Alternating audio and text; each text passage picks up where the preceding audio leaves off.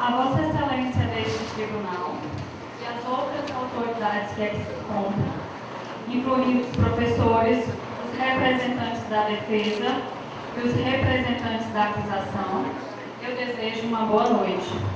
E em nome dos representantes da acusação, eu afirmo que temos a honra de estarmos aqui.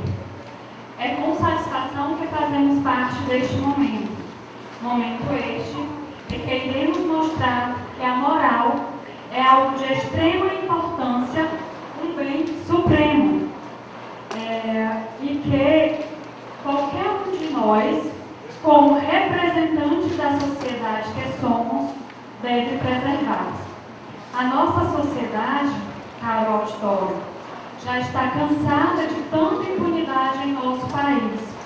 E sabemos que esta impunidade é uma das maiores causas da criminalidade no Brasil, uma vez que os pequenos delitos não são punidos. Ao contrário disso, são abrandados, ferindo a moral da nossa sociedade. Já os crimes hediondos, em sua grande maioria, ficam impunes, graças às brechas da lei e aos que se utilizam das mesmas para beneficiar os criminosos. Toda e qualquer violação da lei, desde os delitos mais leves aos mais graves, devem ser punidos, sejam com penas de caráter punitivo, pedagógico ou até mesmo com prestação de serviços à sociedade, para que não reine os sentimentos de impunidade. Nessa noite, iremos tratar o caso ocorrido em 30 de setembro, onde uma faxineira foi acusada do furto de um bombom de chocolate. Esta senhora, por saber que o ato praticado por ela foi reprovável, ela não autorizou a divulgação do seu nome. Portanto, a gente tem apenas as iniciais. RS, de 32 anos. A acusada, ela era funcionária contratada para os serviços gerais dentro do prédio da Corregedoria da Polícia Federal. Então, nessa função, ela gozava de inteira confiança e estava autorizada a limpar a sala do corregedor, Agostinho Cascaro, onde se guardava documentos de suma importância e processos em andamento que ali eram analisados por ele.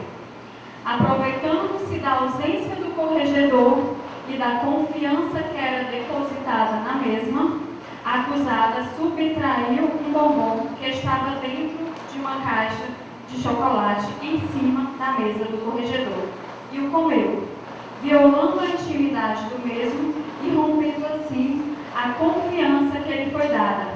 Ao ser interrogada pelo ato, ela diz que não sabe por que comeu o bombom e reconhece que não foi o ato correto e que se vergonha pelo ato, pois é mãe de 4 filhos e não gostaria que os filhos repetissem a atitude.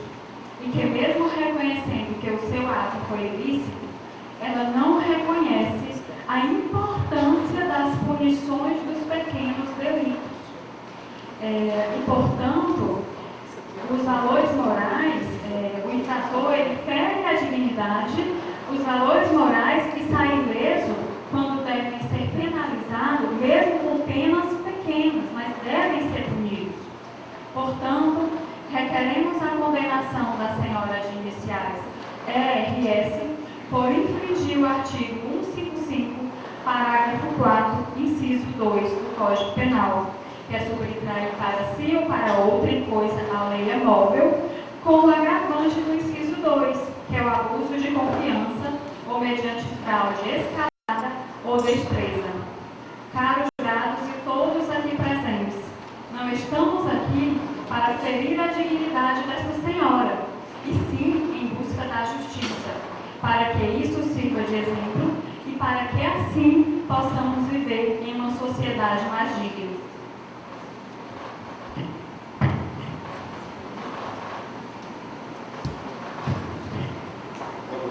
Oi. Boa noite, senhoras e senhores. Bom, como a gente viu na narrativa dos fatos, parece ser um caso bastante simples, né? Furto de um bombom de chocolate. Mas não é. É até um pouco complicado, um pouco complexo. Que é a máxima atenção dos senhores.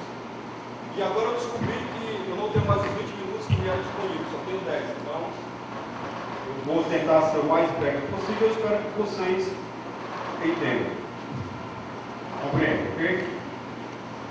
Bom, eu não sei se vocês perceberam, mas ultimamente nós estamos mais críticos, né? Mais exigentes.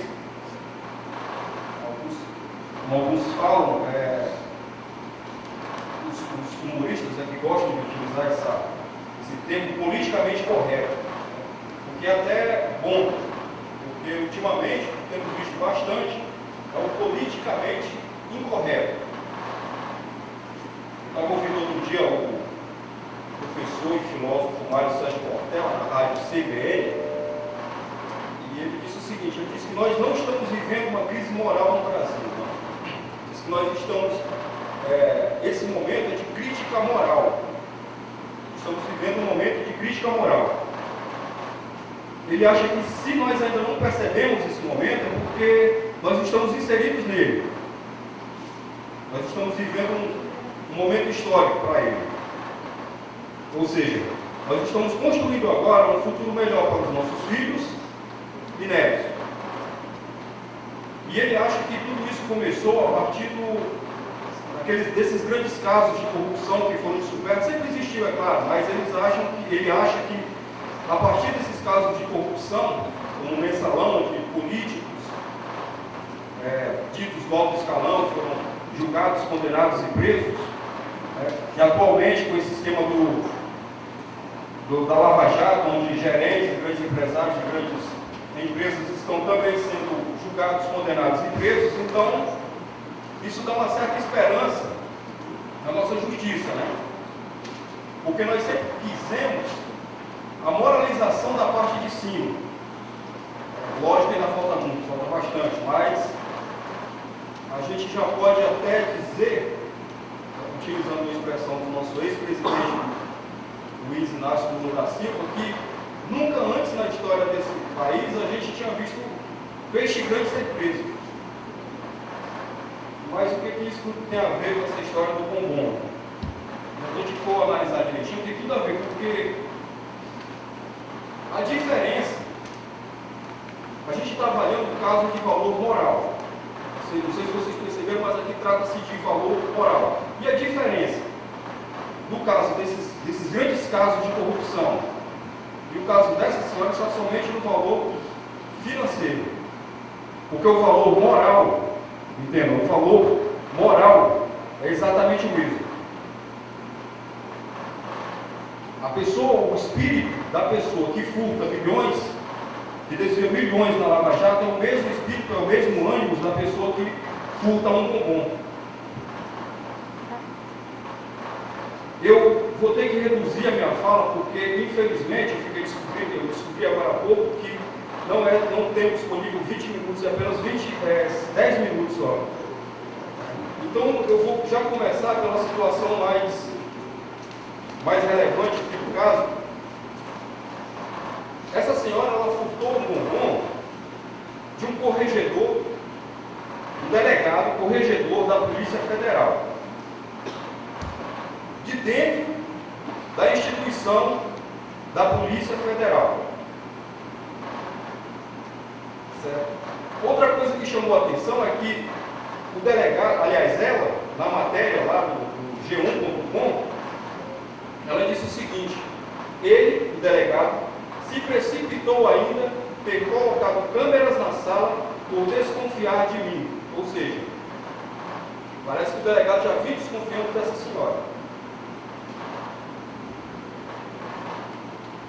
Eu não ia tratar desse assunto com a nossa companheira Areta, que vai falar, mas possivelmente vão querer alegar aqui o princípio da insignificância. O que é o princípio da insignificância?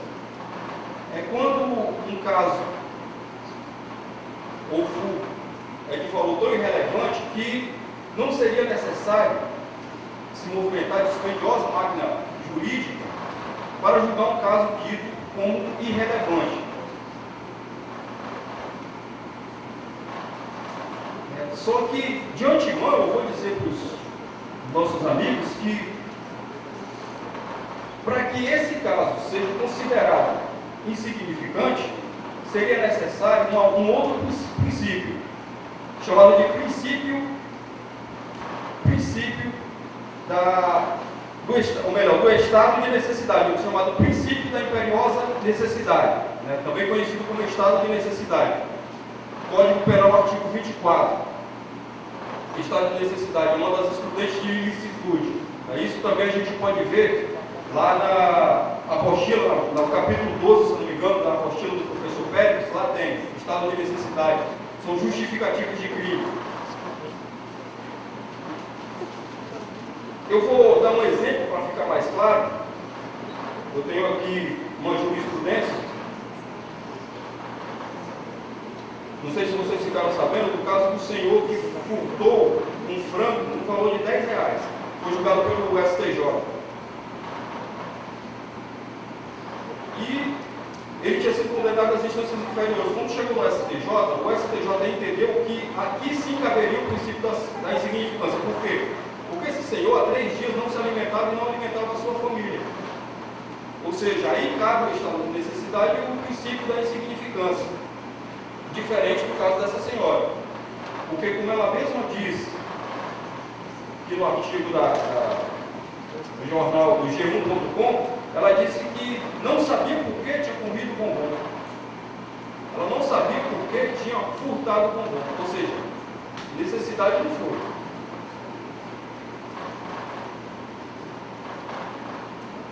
Eu tenho aqui também uma outra jurisprudência, essa do STF, né, um julgado semelhante a esse do caso da senhora que furtou bombom. Esse senhor aqui, ele furtou 15 bombons. 15 bombons. E qual foi a pena que o STF deu para esse senhor? Pena restritiva de direitos, ou seja, ele teve que prestar serviço comunitário. Prestação de serviço comunitário. O que nós estamos pedindo é exatamente isso.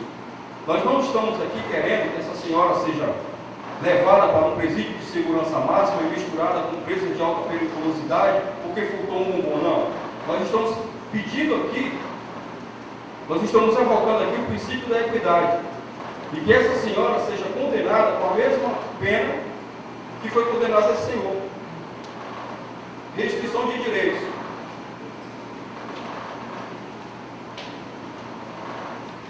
O ministro Teori Zavascki, ele disse o seguinte: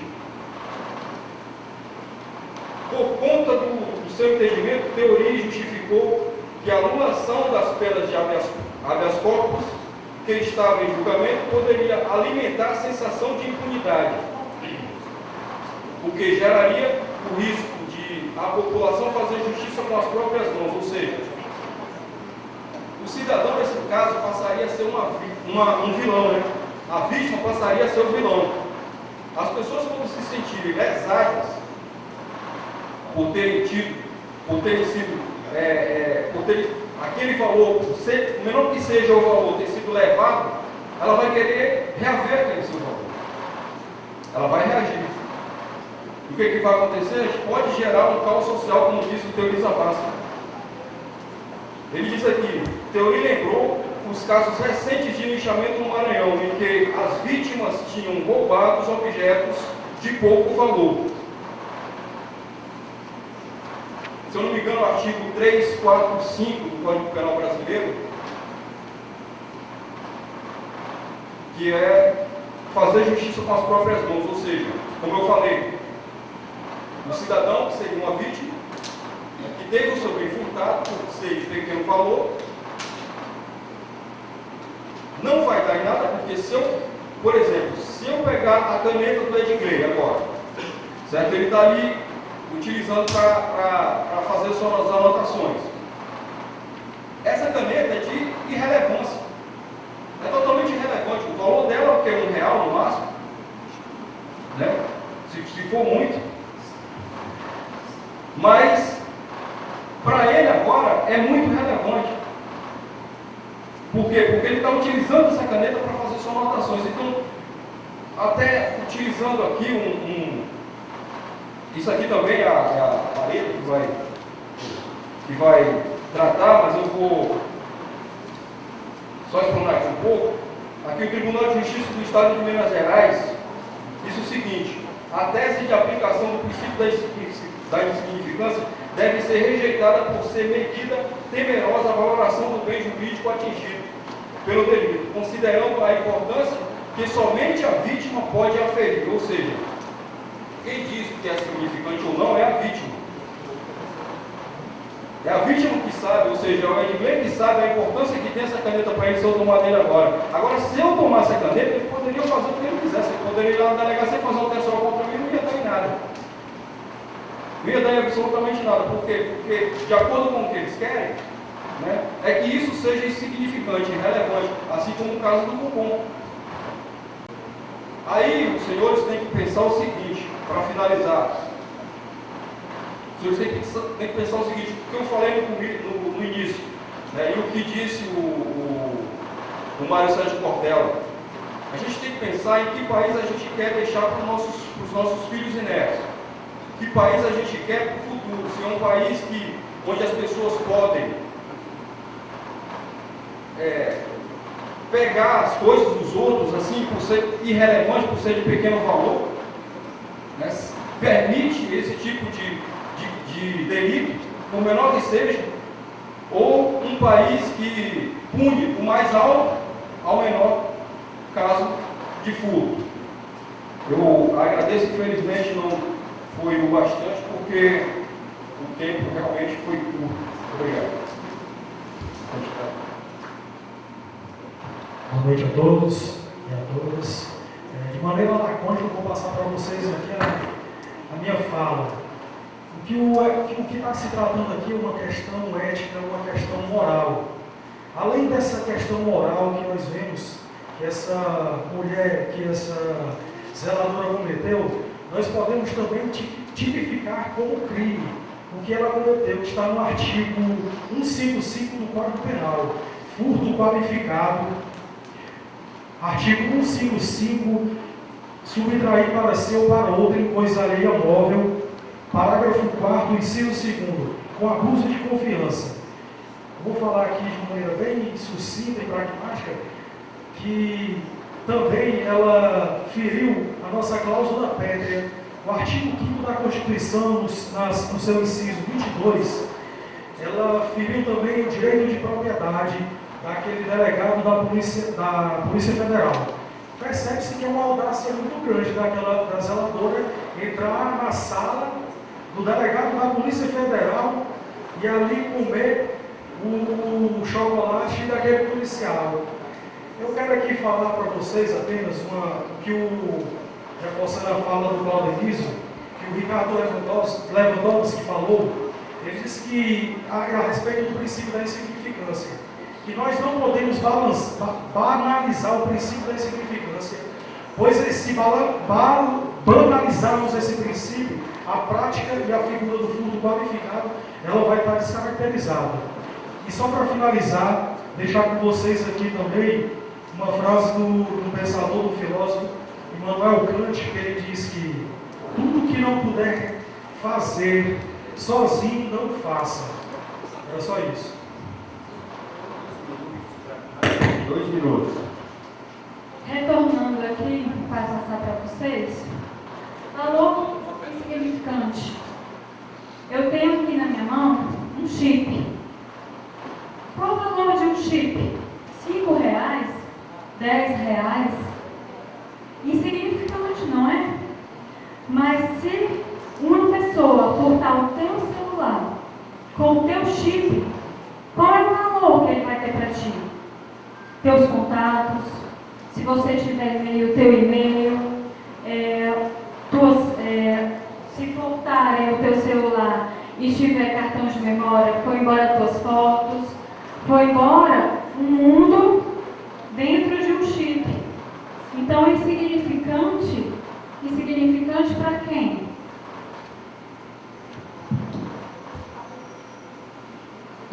Ok, a acusação encerrou.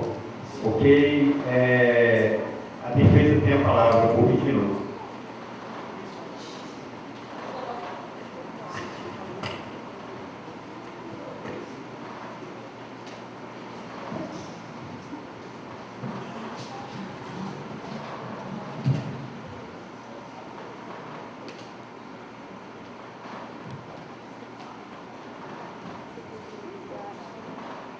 Quero cumprimentar a todos, aos excelentíssimos professores que nos concederam essa oportunidade e a todos os presentes que colaboram para também o nosso aprendizado.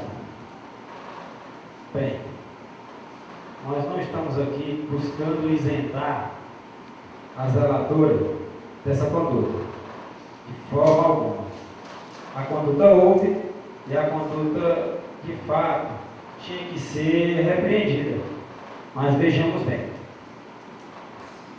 O delegado se sentiu prejudicado de alguma forma pelo possível furto de um bombom, conforme ele alega.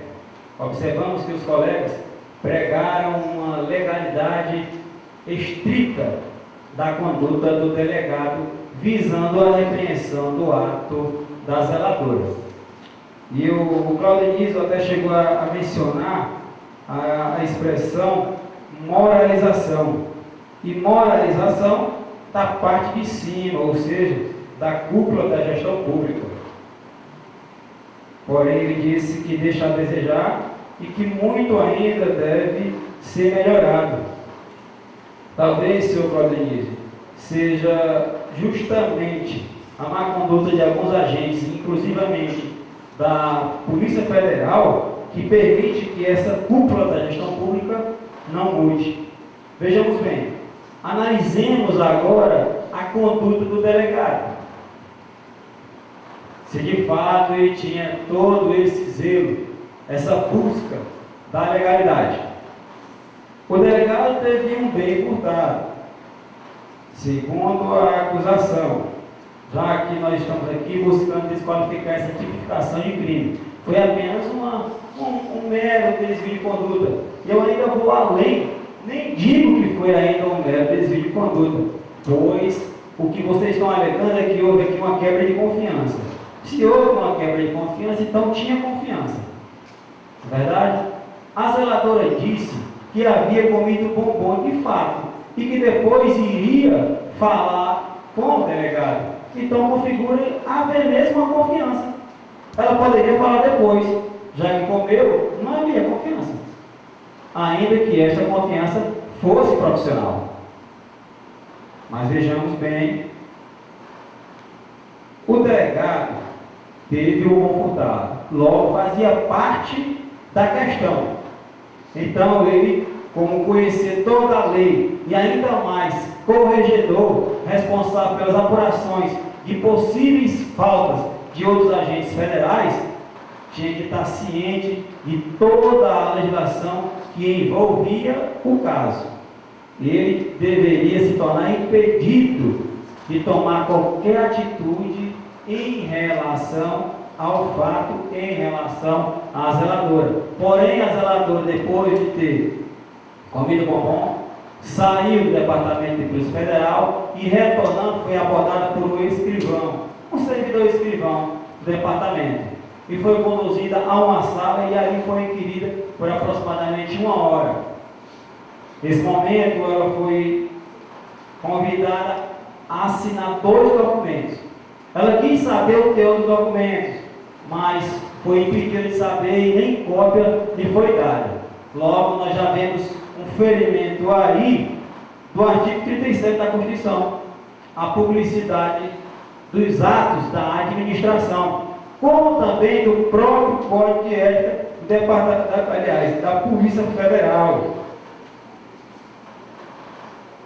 onde, no seu artigo 5º, tentando ainda dar ainda mais ênfase ao artigo 37 da Constituição, fala: são princípios e valores éticos que devem nortear a conduta profissional do agente público do Departamento de Polícia Federal, a legalidade, a impessoalidade, a moralidade, a publicidade, a eficiência e o interesse público.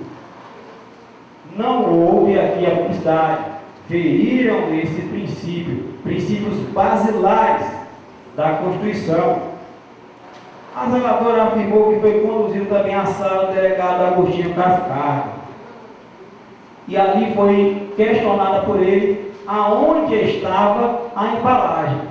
Se o delegado é um legalista, busca o zelo da lei, por que ele não se tornou impedido e ele mesmo tomou parte do caso, buscando inquirir a mulher? E se tudo foi gravado, por que ele ainda queria a embalagem, fazendo com que a moça fosse ao lixo e ali vasculhasse até encontrar e depois guardar a embalagem? Não já havia provas. Então, por que vasculhar o lixo? Entendemos aqui, eu acredito que a máxima pode valer de que contra fatos não há argumentos. Eu apenas sou um porta-voz dos fatos. O delegado quis simplesmente denegrir a honra e a dignidade da zeladora, porque ela comeu um simples bombom.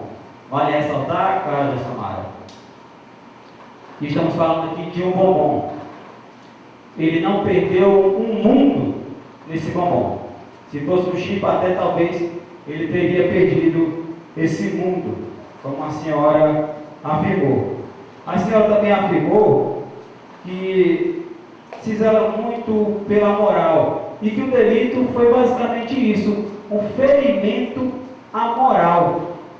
E por acaso o delegado Cascardo, não se tornando impedido do caso, não feriu também a moral dos princípios da administração, princípio esse também contido no artigo 37 da Constituição, mas ele deu relevância a um caso que é de fato sim insignificante. A justiça hoje tem em torno de 105 milhões de processos em seus tribunais, onde 42 bilhões desses processos são irrelevantes, poderiam ter sido resolvidos com a conciliação ou simplesmente de maneira administrativa, como é esse que está aqui em questão. Mas o delegado, tendo um caso particular, mobilizou o Departamento de Polícia Federal para lidar com o seu caso, agindo aqui claramente com abuso de autoridade e abuso do poder, diante de uma mulher hipossuficiente e vulnerável social diante ali de todos. Imaginemos que, se aquela mulher que foi questionada por uma embalagem se opusesse e não fosse buscar, imaginemos agora o ambiente em que ela se encontrava, sozinha, cercada por um delegado revestido de poder e autoridades aplicados de maneira excessiva. Por quê? Eu queria trazer aqui um dos artigos que o delegado também feriu, da Lei 48/98/65, que é de abuso de autoridade, o artigo 3º que diz assim, o artigo 4º, e a linha H, constitui também abuso de autoridade o ato lesivo da honra ou do patrimônio de pessoa natural ou jurídica, quando praticado com abuso ou desvio de poder ou sem competência legal. Nesse momento, o delegado estava sem competência para agir como investigador daquele delito. O delegado fez simplesmente denegrir a honra da mulher. Vemos isso quando a zeladora chegou na empresa aonde é vinculado e soube pelo seu empregador que um dos agentes federais, um servidor federal, tinha ligado para lá solicitando a sua demissão e ainda afirmou, denegrindo a sua imagem para aquela mulher, para a empregadora, afirmando que a zeladora deveria ter saído dali do Departamento de Polícia Federal, presa, algemada e diretamente para uma penitenciária. Mas os acusadores aqui estão dizendo que não querem isso, mas é o que o delegado queria. Por acaso, passaram para o lado da defesa? Porque é isso que o delegado queria. Um servidor do Departamento de Polícia Federal ligou, sim, de fato, para o empregador. Eu vou ficar por aqui, não vou consumir todo o tempo, vou deixar uma parte para os meus colegas. Boa noite a todos. Eu gostaria de explicar aos colegas. A defesa aqui não está dizendo para vocês que a zeladora não deve cumprir uma penalidade pelo que ela fez. Mas, para isso, existe na legislação trabalhista um aviso de atenuação, que é para corrigir esses pequenos delitos chamados de leves condutas, desvios de condutas, aliás. Então, o que esse delegado fez, agindo totalmente de má fé, como falou o colega, ao pressioná-la a assinar documentos, produzindo provas contra a sua própria pessoa, ele está ferindo diretamente a dignidade dela. Então, ele não agiu de má fé apenas uma vez. Ele agiu pela segunda vez, quando não permitiu que ela se apresentasse com um advogado para sua defesa. E mais uma vez ele agiu quando ligou para a chefe exigindo a sua demissão. Isso só prova que ele usa das suas prerrogativas de delegado para massacrar uma pessoa humilde e indefesa. Estamos diante de um capricho pessoal, de uma autoridade que não sabe usar suas prerrogativas, vindo com essa atitude afrontar o princípio da dignidade humana. Foi falado que o chocolate não pode ser considerado uma insignificância. Segundo a frase dita no ato de repúdio da OAB, se um bombom de chocolate não puder ser considerado uma bagatela, então joguemos esse princípio doutrinário no lixo.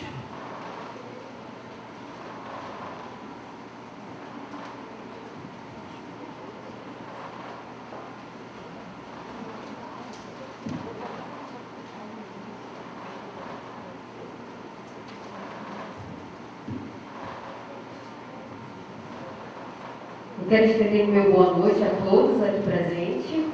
Vou dar continuidade ao caso que aqui defendemos, caso da zeladora que supostamente furtou um bombom de chocolate do delegado da Polícia Federal e que poderia e está sendo acusada por furto qualificado perante este bombom. Senhores, eu gostaria de iniciar citando um pouco do que os nobres colegas, eu até parabenizo, viu?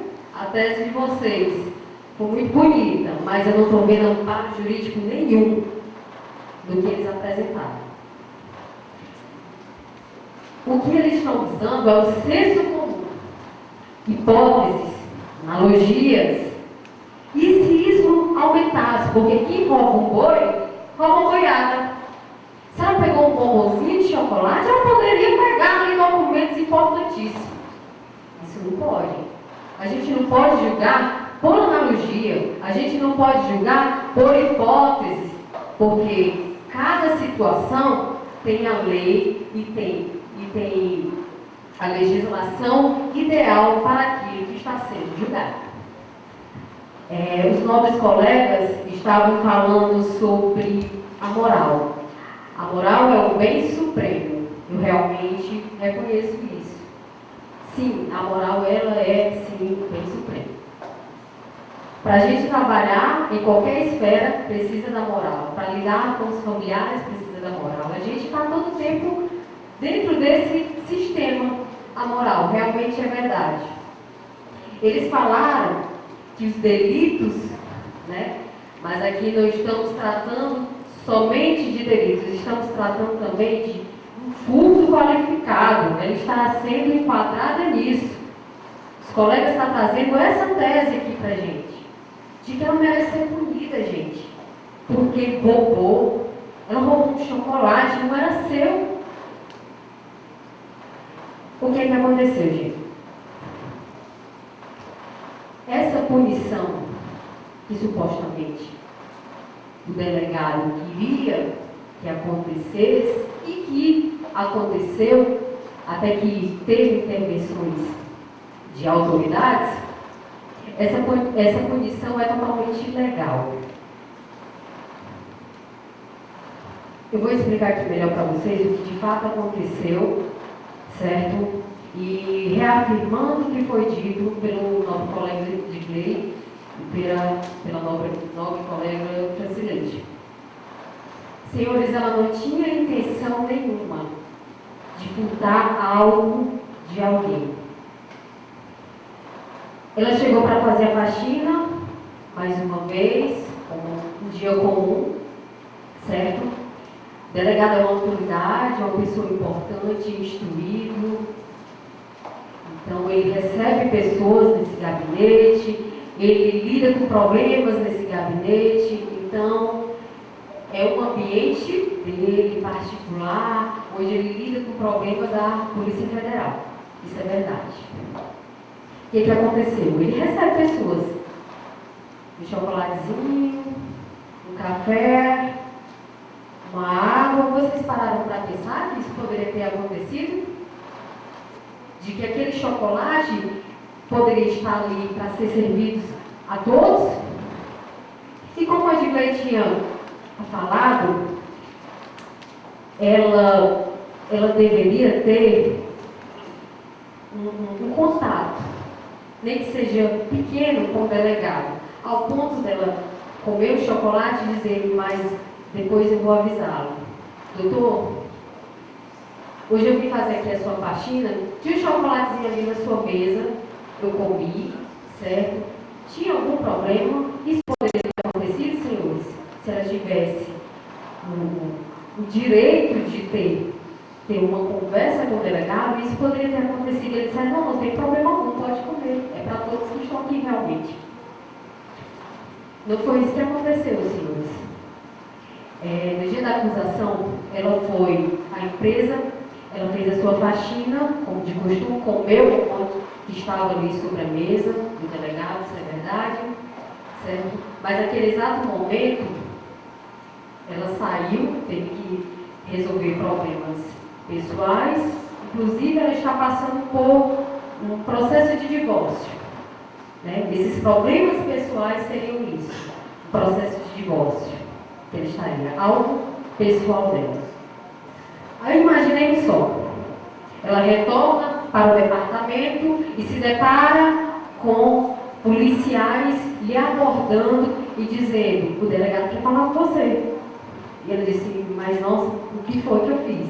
Meu Deus, será que eu perdi algum documento? Será que eu varri alguma coisa? Ou o que aconteceu? E aí, ela chega para conversar e foi interrogada. Você comeu algum pão de chocolate? Ela disse, eu comi. Totalmente desarmada. Eu comi. 2 minutos para a defesa.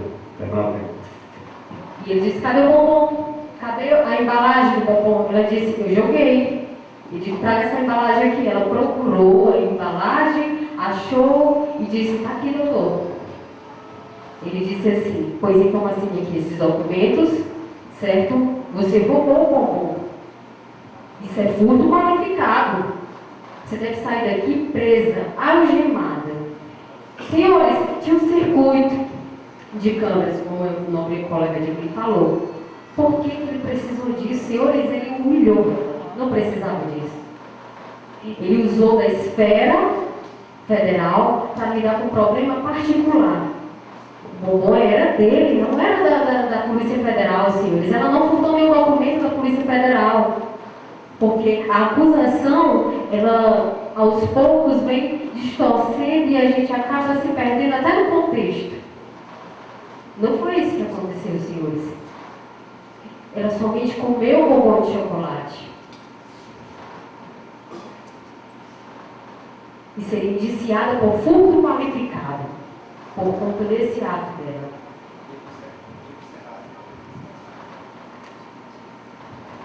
Obrigada. Bem, eu me chamo Areta, tá? E aí, assim, eu venho aqui, na verdade, mais combater o que o nobre colega de Gley falou do que o que a colega Jéssica falou, né? Porque ela especulou bastante. Na verdade, os dois, né? Porque o nobre colega começou dizendo que possível furto de um bombom. Ele sabia que tinha câmeras. Possível furto de um bombom. Ele sabe que foi furtado. E aí, em seguida, entra a colega Jéssica, supostamente roubado. Não foi roubado, foi furtado, mas supostamente não foi furtado. Nós sabemos que foi o furto. Tinham câmeras lá. Aí, assim, o nobre colega de Gley esqueceu totalmente da cliente dele, né? Coitado. Porque ele está aqui para acusar o delegado, lembre-se disso. Ele não está aqui para defender a faxineira. Mas assim, se a gente puder retornar para o caso da faxineira, não agradeço. Aí vocês falam assim, teve uma ligação pedindo a demissão da faxineira. E se não tivesse a ligação? Se você tivesse uma empresa, você ia querer uma pessoa cujo comportamento, né, é duvidoso, que ela pode subtrair, né, chegar de repente à autoridade, né, o delegado à autoridade, então a chefe dela, né, que detinha todos os documentos trabalhistas, as responsabilidades trabalhistas, também é uma autoridade, hierarquicamente acima dela. E se eu abrisse a bolsa dela e pegasse o batom, só uma ponta, risório, você querer uma pessoa dessa na sua empresa? Eu não iria. Mas enfim, vamos à frente. Vocês falaram muito de um bombom. Ah, um bombom não tem valor, né? Realmente, esse documento de identidade também não. Paga quanto para tirar hoje uma cédula de identidade, um documento de identificação, junto aos órgãos competentes? A primeira via paga? Não, né? E a segunda via paga muito? Né? Não chega ao que o Supremo trata como valor de bagatela, que seria para insignificante, seria 1/10 do salário mínimo vigente. Então, é insignificante para quem? Se eu tivesse meu documento de identidade, eu passo sufoco, eu não passo? Bastante sufoco. Então, é insignificante para quem lesa, para quem é lesado, não era insignificante. Ah, ele fez esse estardalhaço, era dele. Era dele. Aí ela falou assim, me ofereci para pagar o chocolate, o delegado disse que não era essa a questão. Não é essa a questão. Então assim, por tudo que foi falado aqui, né, os valores éticos e morais, aqueles que os nossos pais, minha mãe que está ali, me ensinou, quando a gente era criança, a exercer cidadania, a ser honesto. A gente esquece, a gente está aqui tratando de valor econômico, na verdade, a defesa está tratando de valor econômico. E os valores religiosos, né? Acredito que a maioria aqui é cristão, tem lá os 10 mandamentos, onde um deles está dito o quê? Não roubarás. Aí vem os políticos, que o nobre colega Claudenise trouxe no discurso dele. E aí a gente exige, né? A gente exige ordem, exige justiça, liberdade, cidadania, respeito. Que respeito? Estava na mesa, como a colega falou, estava na mesa do corregedor, era dele. Eu não tenho direito, eu entrei para limpar, vou limpar e sair e vou embora. Então a gente deve desconsiderar todos esses outros valores em prol de pequenos delitos, que podem ser cometidos, né, segundo a defesa alega. Eu acho que vocês realmente esquecem de todos esses quando tratam somente de valor econômico.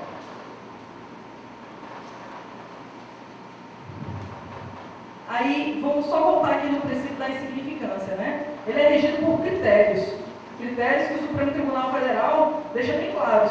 E um deles foi totalmente falho, que seria o reduzidíssimo grau de reprovabilidade do comportamento. Eu acredito, e todos aqui acreditam, creio eu, que esse comportamento, essa conduta ilícita de furtar, de subtrair um bem que não lhe pertence, é reprovável. Eu acredito que todos aqui compartilham comigo dessa opinião.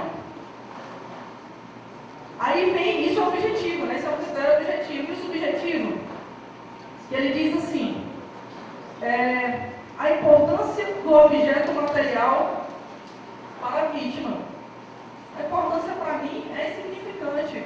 O ladrão, como ele vem no caso do chip, ele vem roubar teu celular, para ele o chip é insignificante, ele vai vender o celular.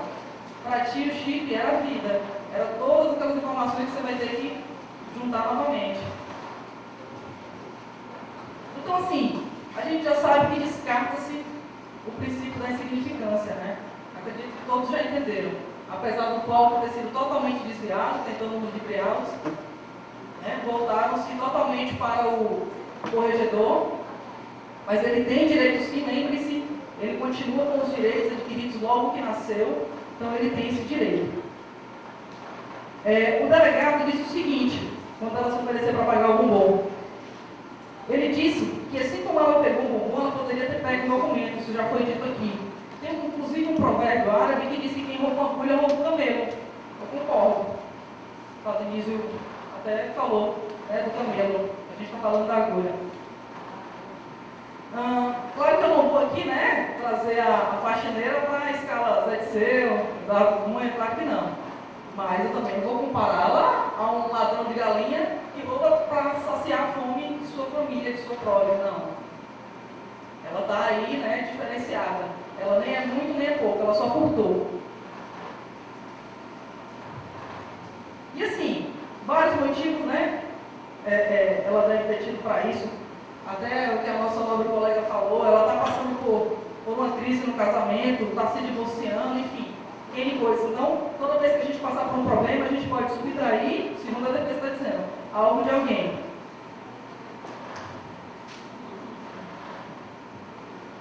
Então, só para deixar mais claro, certo? Não houve o estado de necessidade previsto no artigo 23 do Código Penal, né? Os fatos aqui imputados foram integralmente comprovados, então eu deixo para vocês a decisão, tá? Vou passar aqui a palavra para o meu colega Bosco. 2 minutos para a Boa noite, senhoras e senhores. Como nossa amiga falou, o que nós estamos dizendo, segundo ela, não existe amparo legal. Mais do que amparo legal, nós temos uma jurisprudência, um julgado no Supremo Tribunal Federal, um habeas corpus negado no dia 3 de agosto de 2015. O relator Roberto Barroso, o tempo é muito pouco, o ministro relator Roberto Barroso falou sobre o princípio da insignificância, dizendo, abre aspas, a conduta praticada no caso concreto já foi valorada pelo legislador como penalmente relevante, não devendo o julgador, com base em critérios subjetivos, tratá-la como indiferente penal, sob pena de proporcionar insegurança jurídica e incentivar a prática de delitos semelhantes. Palavras, fecha aspas, palavras de Roberto Barroso, ministro do Supremo Tribunal. O amparo legal também vem no artigo 155, que foi dito. Então, o amparo legal está mais do que mostrado. Essa jurisprudência foi negada, o habeas corpus para Leandro, réu primário, idêntico à acusada aqui no momento, que furtou 15 bombons. Então, temos mais do que um amparo legal, temos uma jurisprudência que respalda o pedido. encerrado para a acusação. Está sobre a palavra Boa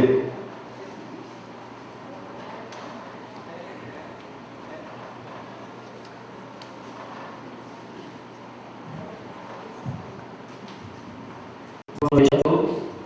Queria saudar a presença dos nossos mestres professores e dos alunos da Academia de Direito. Eu não vou falar do que fulano disse, e eu não sei mais se é bombom, se é identidade, se é chip, vou esquecer. Vou falar apenas da jurisprudência, do que está escrito. Inexpressividade da lesão jurídica provocada. O princípio da insignificância tem o sentido de excluir ou de afastar a própria tipicidade penal, ou seja, não considera o ato praticado como crime. Por isso, sua aplicação resulta na absolvição do réu e não apenas na diminuição e substituição da pena, ou não sua não aplicação. Para ser utilizado, faz necessária a presença de certos requisitos. A mínima ofensiva da conduta do agente, não oferecer perigo a ninguém, a nenhuma periculosidade social, oferecer risco social à sociedade, também não. O reduzidíssimo grau de reprovabilidade do comportamento. Eu creio, senhores, que comer um bombom que não é seu, não é reprovável, não. Para mim, no meu caso, não. Porque eu já vi aqui gente comer aqui na sala um bombom que não era seu. A inexpressividade da lesão jurídica provocada. Isso aqui é que é importante. Sua aplicação decorre no sentido que o direito penal não se deve ocupar de condutas que produzam resultado de desvalor, por não importar a lesão significativa a bem jurídico relevante. Não representa por si mesmo prejuízo importante, seja o titular do bem jurídico. Aquele bombom, ele não era, para mim, importante ao delegado. Eu queria que ele deixasse uma caixa de bombom em cima da mesa dele, aberta. Tinha se fechado. Violação, né?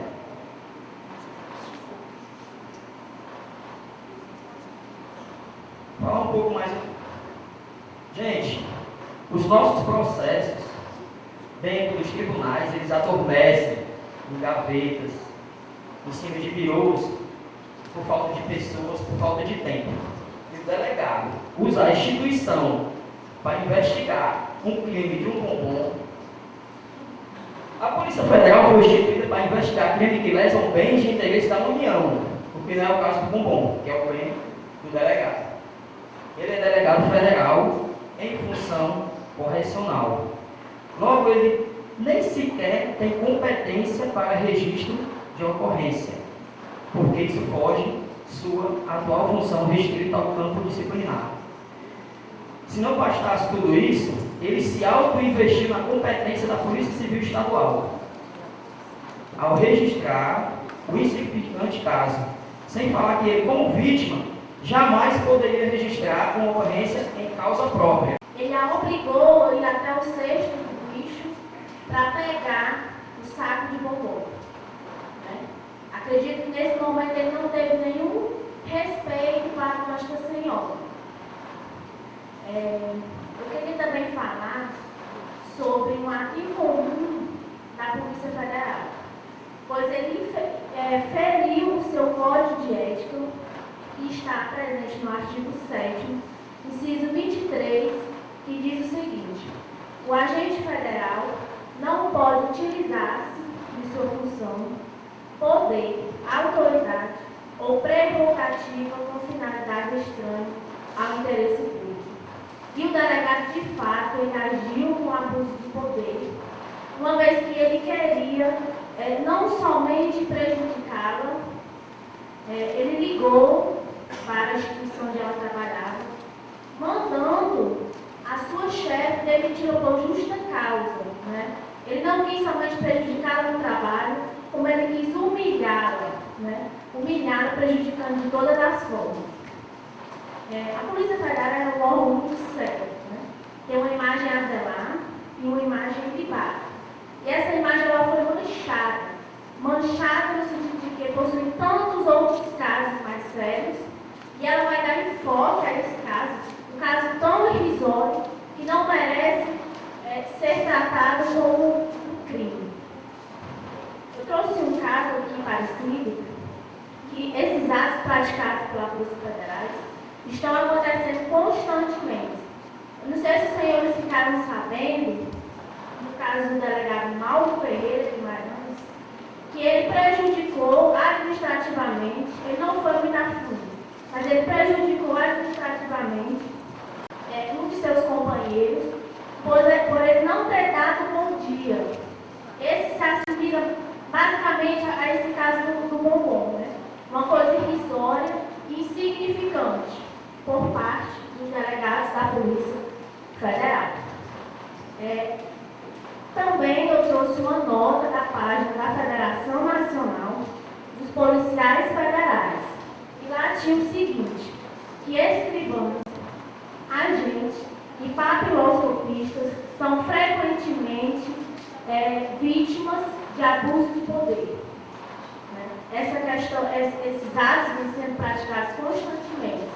Essa senhora, mãe de família, uma pessoa respeitável, ela não agiu de má fé, ela não possui indícios de uma pessoa desviadora de conduta, uma vez que ela poderia sim, porque não você pega um bombom apenas para saciar a fome, né?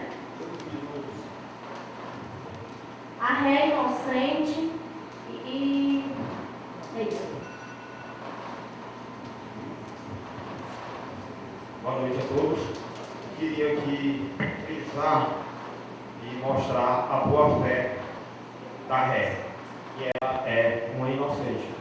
Aqui, deixar bem caracterizado o alto índice de abuso de autoridade por parte do delegado corregedor.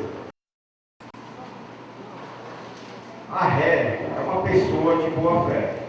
Ela não é um menor infrator, ela não é um assaltante, ela não é um policial federal corrupto, que era para ele estar investigando o policial federal corrupto. Ele não é um político. Um político que é para estar sendo investigado, não uma zeladora, um frágil trabalho de limpeza e que não é uma funcionária pública que tem sua garantia. O desequilíbrio do delegado corregedor acabou não só com a reputação da zeladora, mas sim com a reputação da Polícia Federal lá do Estado. Porque em vez de estar cuidando de casos de acordo com a sua conduta, está cuidando de casos de bombons.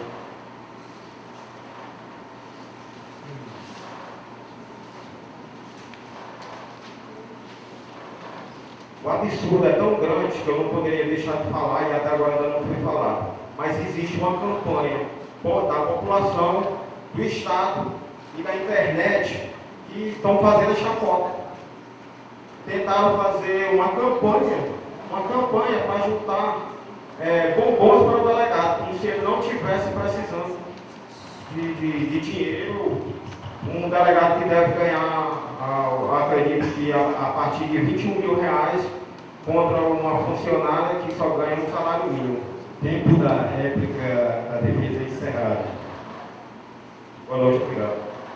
Passo para 10 minutos de réplica da acusação. 10 minutos. 5 minutos de réplica da acusação. 5 minutos de réplica para a acusação, aí 5 minutos para considerações gerais.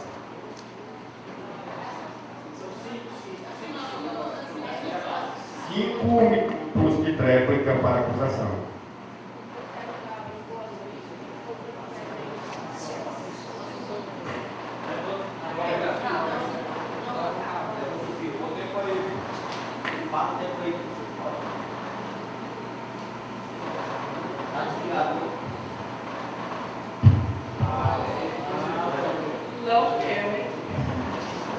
Eu acho que essa daí é a fala da senhora que comeu o bombom. Não fui eu, né? Segundo a defesa, que ela não é culpada. Só que nos autos consta que ela diz que ela é culpada. E ela diz que não entende por que ela fez isso. Ela não compreende. Ela diz que tem 4 filhos e não é a conduta que ela ensina nos seus filhos, ok? Outra coisa, a gente aqui não está ajudando o delegado. Se o professor quiser montar outro debate para defender ou acusar o delegado, como vocês gostam de defender, vocês defendem o delegado e a gente acusa o delegado. Mas aqui não é para acusar ou defender o delegado.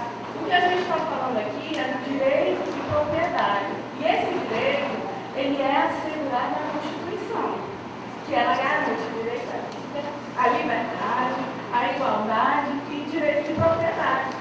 Não é quem é o culpado, quem agiu errado. É o direito que cada um tem de possuir suas coisas e não ser violado. Inviolabilidade. Não ser violado. Ninguém tem o direito de pegar caneta, vocês falam de chip, a gente fala de chip.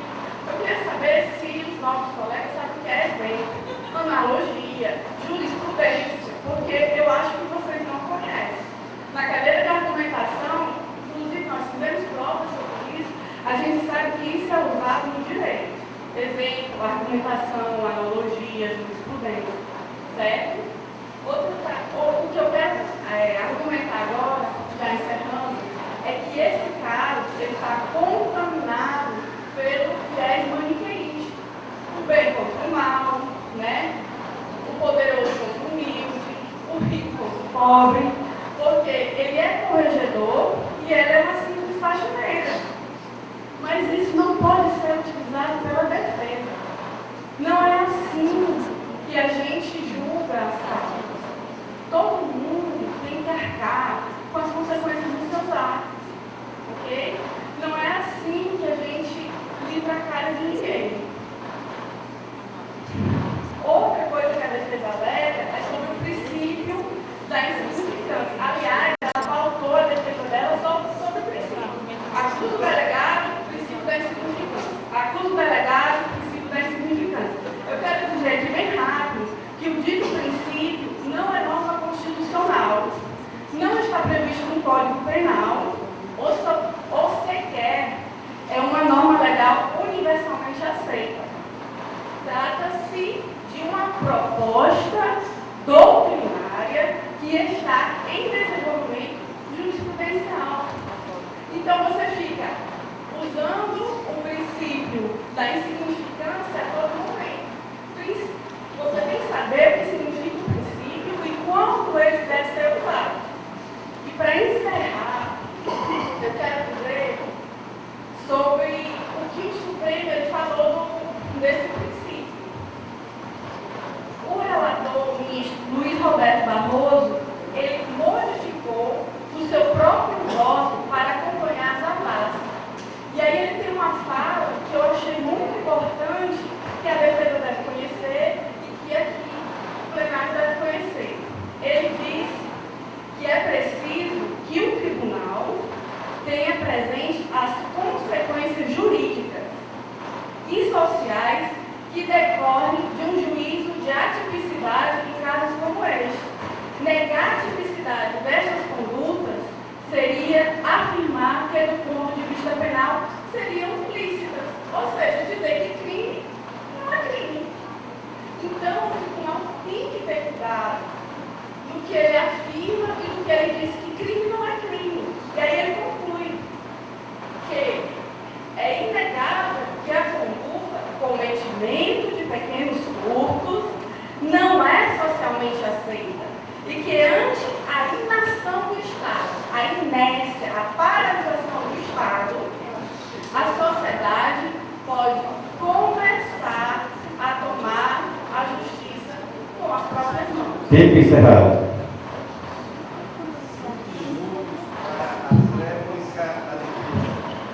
A última fala.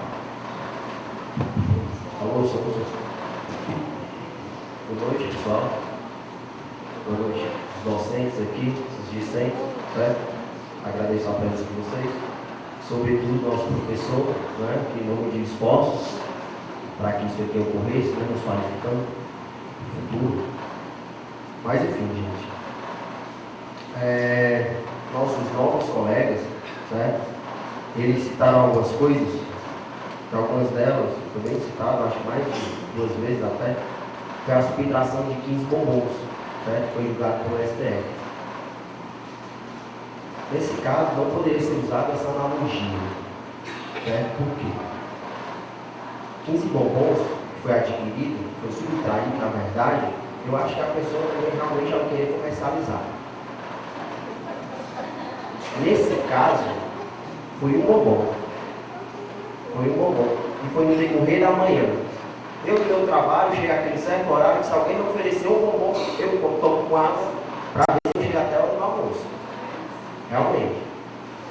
E eu digo aqui o professor que ele vai ser autuado por furto qualificado. Porque ele pegou um bombom. Certo? Pessoal, por favor, estarei um pouco de respeito com vocês. Seguinte, tenho certeza que no decorrer desse enredo, vocês refletiram, vocês perceberam a insignificância que é esse caso. E a petulância, a vaidade que essa autoridade tem. Né? E olhe lá, se pode ser chamado de autoridade. Não é verdade? No caso, gente, o delegado, ele não satisfeito, né, de imputar um furto qualificado, né, para essa senhora, ele ainda ligou para a empresa terceirizada, mandando que ela fosse demitida por justa causa. Vocês têm noção do que é isso? Vocês têm noção do problema social que ele poderia ter ocasionado? Hoje, o Decreto-Lei 5.452, de 1943, ele prevê a demissão por justa causa. E ele diz que os empregados que foram colocados para fora por justa causa perdem o direito, né, das férias, do 13º, do aviso prévio, do seguro-desemprego, dos 40% de multa de FGTS e o próprio saque do FGTS. Essa mulher ia sair sem nada. E sobretudo, gente, a sua carteira de trabalho ia ficar manchada, maculada pro resto de sua vida. Porque ia estar lá um carimbo de demitida por justa causa. Vocês acham correto a forma que ele tratou esse caso? O princípio da insignificância, ele realmente não está previsto, não está positivado.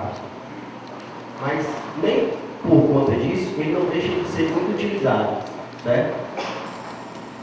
O próprio STF já julgou, já foi favorável a algumas situações embasadas nesse princípio. Certo? Os doutrimadores do direito penal, eles falam sobre esse princípio, né, para afastar atos como esse, né, para afastar atos como esse, como crime. E realmente, como a Areta começou a falar, não é todo crime que a gente pode considerar como insignificante. Ele tem que passar por 4 condicionantes, certo? A primeira condicionante é, para um crime, para um ato ser considerado insignificante, deve ocorrer a mínima ofensividade da conduta. Foi o que ocorreu. Certo? Segunda condicionante, a inexistência de periculosidade social do ato. Realmente ocorreu. Não teve existência de periculosidade. Ela simplesmente pegou um bombom, que nem o nosso professor de ética. É de ética, não é de ética. Tempo encerrado. Obrigado, professor. Obrigado, pessoal. Eu queria ter falado mais coisas, mas infelizmente não deu. Não falo muito. Considerações finais, 5 minutos para a acusação.